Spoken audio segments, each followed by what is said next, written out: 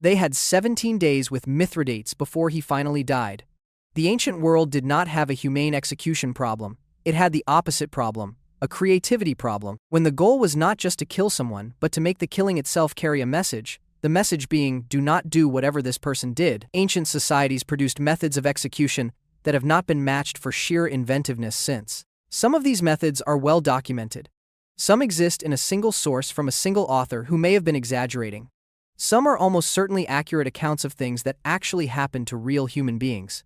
They deserve to be told precisely and without embellishment, because the embellishment is already built in. Start with Scaphism, because it earns its place at the top of any list. Scaphism and the 17 Days of Mithridates. The only ancient source for Scaphism is Plutarch, who describes it in his life of Artaxerxes II of Persia. Plutarch was writing roughly 5 centuries after the events he describes, and his source material for this particular story traces back to Ctesias, a Greek physician at the Persian court who had a reputation for embellishment. This matters. The historian's job is to tell you when the evidence is thin. The Scaphism account may be accurate, it may be exaggerated, it is the only account we have. According to the story, a Persian soldier named Mithridates had killed a member of the royal family, Cyrus the Younger, in battle. The Persian king Artaxerxes II sentenced him to die by Scaphism. The method works like this. The condemned man is stripped, placed between 2 boats of matching size fitted together like a shell. His head, hands, and feet stick out through holes. He is force-fed a mixture of milk and honey until he develops severe diarrhea, and then the exposed skin is smeared with milk and honey as well. He is then floated on a pond or a swamp. Flies come to the exposed skin and to the excrement accumulating inside the boat, which the man cannot avoid sitting in. The insects breed in the waste. They eat the man from the outside and from within. The force feeding continues daily, preventing him from dying of dehydration or starvation, prolonging the process. Mithridates lasted 17 days. By the time he died, Plutarch tells us, the interior of the boat had become an environment that readers of this account consistently find difficult to finish reading about. The detail that makes this story historically interesting rather than just horrifying is the specificity. 17 days is a precise number. Plutarch is not saying he lasted a long time. He is saying he lasted exactly 17 days. That specificity suggests either a source with direct knowledge or a fabrication careful enough to look like one. Either way, the Persians were credited throughout the ancient world with executing people in ways that the Greeks, who were not modest about violence themselves, found excessive. What the Romans called normal. The Romans are famous for crucifixion, and that reputation is deserved, but it obscures the fact that Roman execution methods covered a much wider range of approaches depending on who was being killed and why. Crucifixion was a slave punishment and a punishment for enemies of the state. It was not used on Roman citizens. The method was chosen specifically because it was slow, publicly visible, and degrading. The victim could not control their own body. They could not defend themselves.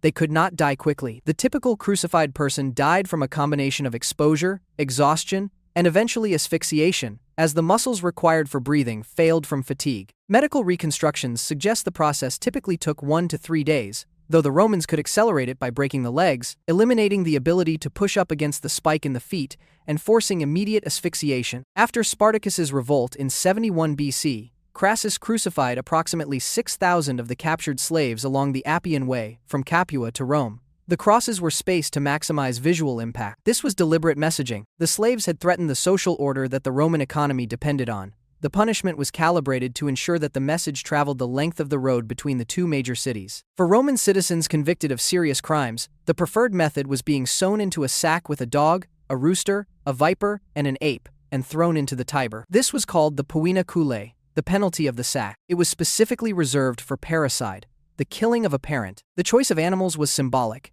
The dog because it was loyal and the parricide had betrayed loyalty, the rooster because it was the creature most devoted to its parents, the viper because the female was believed to kill its mother during birth. The ape was added in the Republican period as a mockery, a suggestion that the condemned was less than human.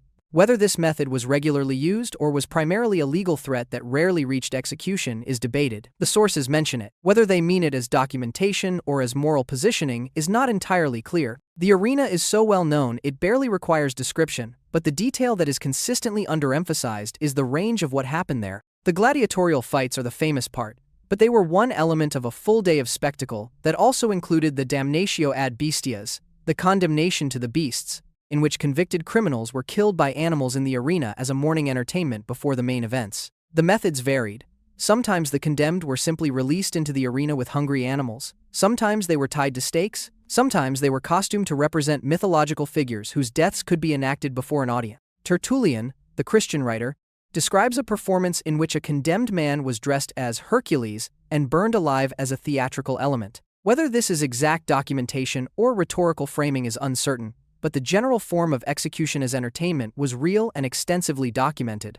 The Persian inventory. The Persian Empire gets less attention than Rome in Western historical education, which means the Persian contribution to the history of extreme punishment is underappreciated. Persian rulers had both the resources and the apparent inclination to develop execution methods that were systematic and often theatrical. Impalement was used extensively across the ancient Near East, but the Persians developed it into a formal state punishment applied at large scale. When Darius I suppressed the revolts that followed his seizure of power in 522 BC, he had Babylon's rebel leaders impaled. The inscriptions at Behistun describe 19 rebel leaders captured and killed, with the methods described in a matter-of-fact tone that suggests this was standard administrative practice rather than exceptional cruelty. The specific method of Persian impalement varied. Sometimes the stake was inserted vertically and the victim was dropped onto it.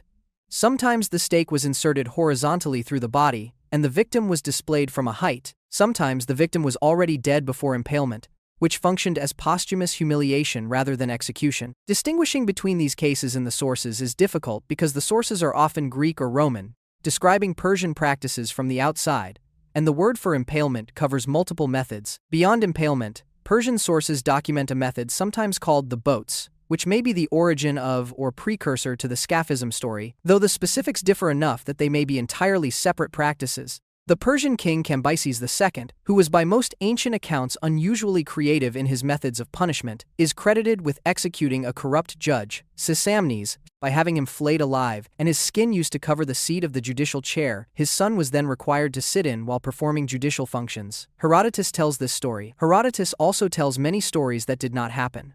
Whether this one did is unknowable. It has the structure of a cautionary tale, which does not mean it is false, but does mean it may have been improved in the retelling. China and the long process. Lingchi is translated into English as death by 1,000 cuts, which is a translation that captures the general concept while missing the specific and considerably more disturbing reality. The historical practice of Lingchi in China was not 1,000 literal cuts. It was a formal execution method used for the most serious crimes, specifically those classified as the greatest possible offenses against the social order: treason, killing a parent or grandparent, killing a master. The method involved the systematic removal of flesh from the living body in a prescribed sequence, while the condemned remained conscious or was kept conscious through the process by being given restorative treatments if they began to lose consciousness. The earliest clear documentation of Lingchi as a formal legal punishment dates to the Five Dynasties period in China, roughly the 10th century CE, making it medieval rather than ancient by Western periodization. It was formalized in subsequent dynasties and used through the Qing dynasty, which abolished it in 1905. The last documented execution by Lingchi occurred in 1905 and was photographed by Western observers, producing images that subsequently circulated in European philosophical and anthropological literature. The photographs from the 1905 execution have been analyzed extensively by scholars interested in what they document and what they do not. The sequence of cuts was prescribed, but the speed and the number varied. Some accounts describe the process as ending quickly once the vital organs were reached. Some accounts describe it continuing for extended periods. The philosophical literature that used these photographs in the early 20th century, including work by Georges Bataille, often treated them in ways that said more about European fascination with non-Western violence than about what the photographs actually showed. The execution of Wang Weiqin in 1905 is the best documented case. He had been convicted of killing a monk and a novice. The execution was public. The photographs show the process in stages. Western observers present at the execution described it in letters and memoirs. The primary function of the punishment was social, to perform the severity of the offense against the social order and the totality of the state's response. Whether it was effective as deterrence is a different question, which the sources do not answer. The Greeks and the hemlock problem. The execution of Socrates in 399 BC is among the most famous deaths in Western intellectual history, and it is often treated as an anomaly, as if Athenian democracy produced an aberration when it voted to kill its most famous philosopher.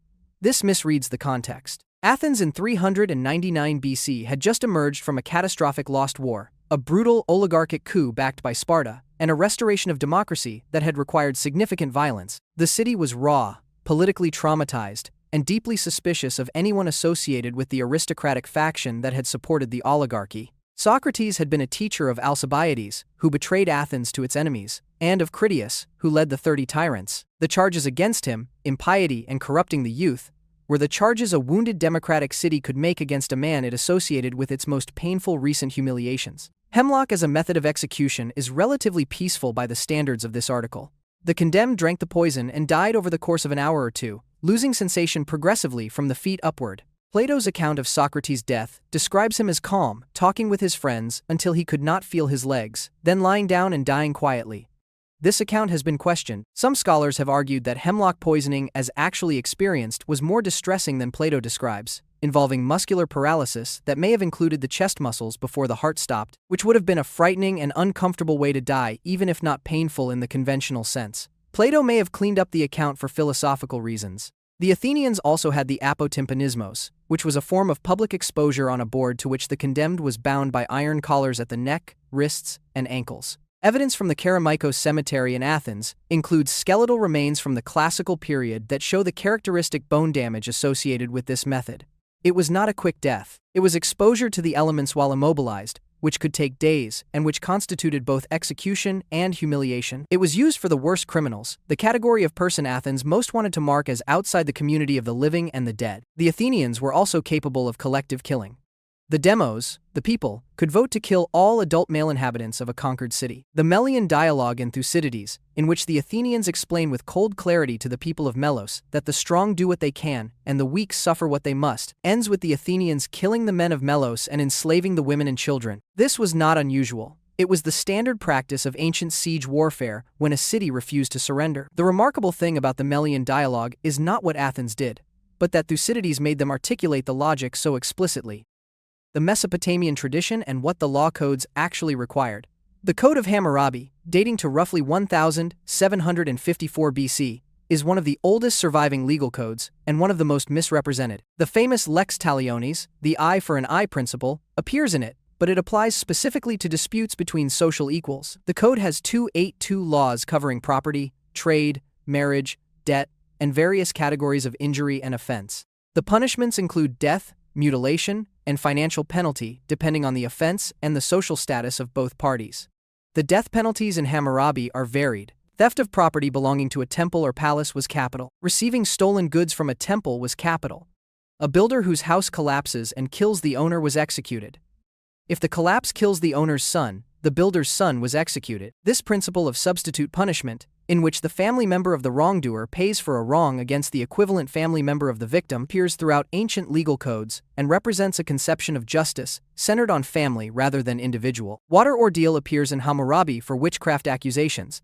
The accused was thrown into the river. If they survived, they were innocent and their accuser was executed. If they drowned, they were guilty and their property went to their accuser. The logic is theological. The river, a deity, decided. The practical effect, which Hammurabi's legal team presumably understood, was that accusation itself carried substantial risk for the accuser, which reduced frivolous witchcraft accusations. This is a more sophisticated legal instrument than it first appears. The Assyrian Empire, which preceded and succeeded various Babylonian states, has documentation of execution methods that appear in royal inscriptions with a tone that the modern reader finds difficult to process. Ashurbanipal, the Assyrian king, had inscriptions made describing what he did to defeated enemies in language that mixes strategic communication with what looks to modern eyes like relish. Defeated kings were paraded in cages.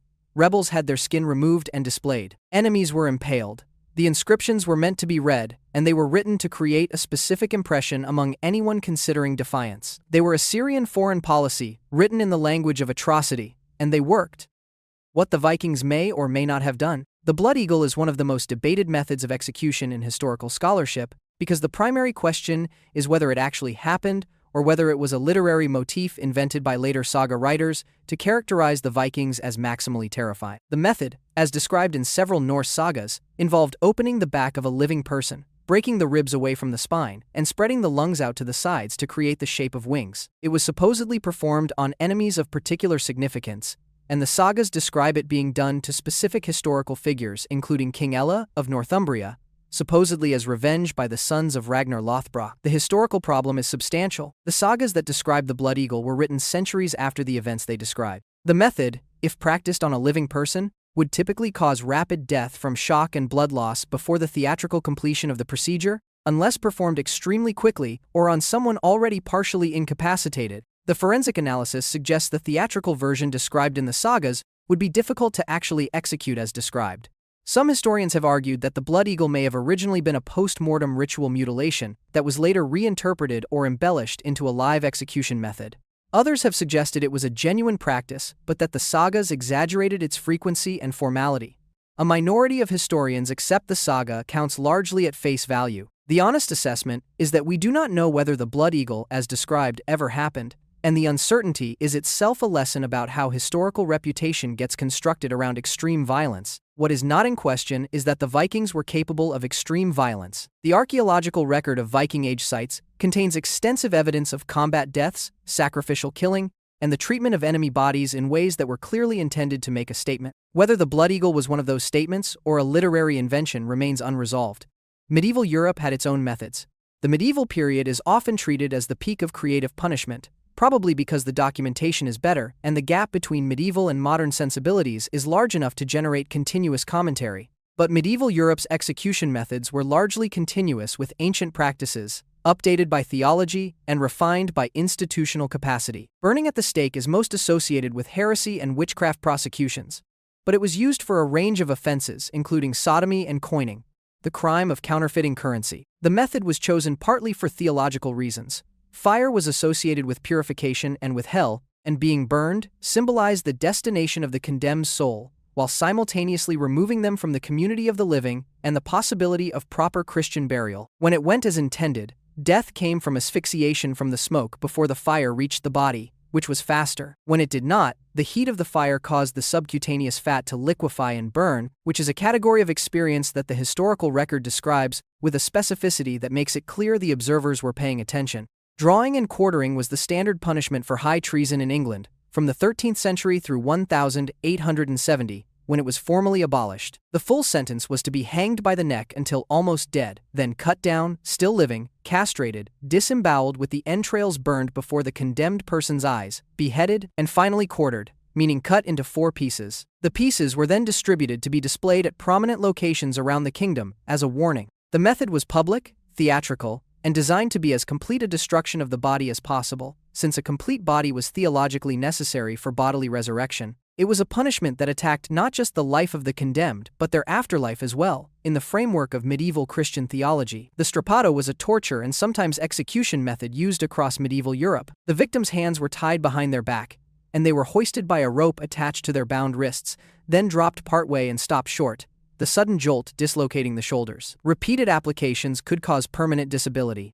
The rack, which stretched the body by attaching the limbs to opposite ends of a frame and cranking them apart, caused dislocation of the joints and could be fatal if taken far enough. These methods were torture as information extraction rather than pure punishment, but the line between torture and execution was often crossed by accident or intention. What is notable across all medieval European execution methods is their public character and their connection to specific theological frameworks. The condemned's body was a text that was being written for an audience, using a vocabulary that the audience understood. The vocabulary changed as the theology changed and as the audience changed, but the fundamental structure, public execution as communication, addressed to the living through the body of the condemned, remained constant across cultures and periods. Reading the sources and what they are trying to do. Every account of extreme punishment in the ancient world needs to be read with one question in front of you. What is this account trying to accomplish? Herodotus, describing Persian atrocities, was, among other things, writing for a Greek audience that had recently survived Persian invasions. His characterization of Persian rulers as given to extravagant cruelty served a narrative purpose beyond documentation. The Roman sources describing executions in the arena were not neutral observers. They were participating in or commenting on a culture that treated public killing as entertainment, and their accounts reflect that participation. The Christian martyrology that preserved many accounts of Roman execution methods had its own investment in making those methods as terrible as possible because the severity of the suffering was part of the theological argument being made. This does not mean these accounts are false. It means they are not raw data. The methods described were real or based on real methods. The numbers were often exaggerated, The framing was always deliberate. What actually comes through when you read these sources critically is something more interesting than a simple catalog of cruelty. Ancient societies had systematic ways of thinking about punishment that connected to their understanding of social order, divine will, and the relationship between the body of the condemned and the message being delivered to everyone watching. Execution was communication. The method was chosen for what it said, not just for what it did. The historian's job, and the viewer's job when consuming this history, is to hear what was being said, and to ask who was saying it, to whom, and why. The bones were real. The methods were real. The message, though, was always for someone still living.